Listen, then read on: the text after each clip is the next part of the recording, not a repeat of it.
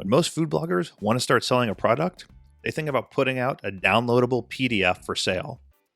And that's not the right approach. I'm going to tell you why and tell you exactly what is, so you won't make the same mistake other people do.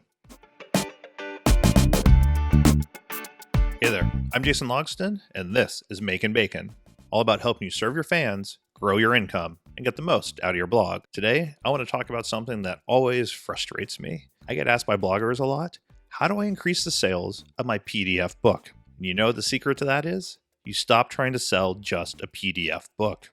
I recently did a survey on my Facebook group. There's about 40,000 people in there, and of the people that responded, 22% of them have PDF cookbooks. 22%. That's less than a quarter. That means that if you're only selling a downloadable PDF that people can buy, you're eliminating 80% of the market off the top. 80% of the market is not going to buy that. And of the people that replied, the average person owned 1.2 PDFs. 1.2.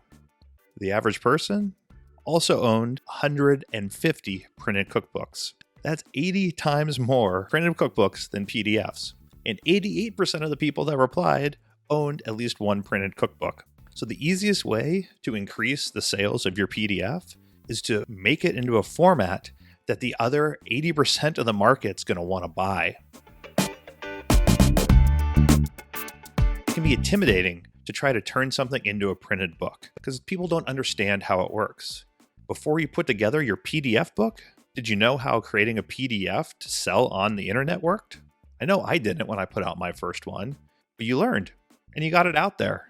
And now you're trying to maximize it. Do you know what the hardest part of publishing a cookbook is? Writing the cookbook. You've done that. You've written it, you've formatted it, you're selling it already. So now take that work that you've done, do a little bit more, and get it out there to the majority of the market. There's companies you can use like Amazon KDP and Ingram Spark. I have links to both of them below. You know what? You can get set up on them for less than $100. It's easy to do once you learn the process. If you can format a downloadable PDF, you can format a cookbook.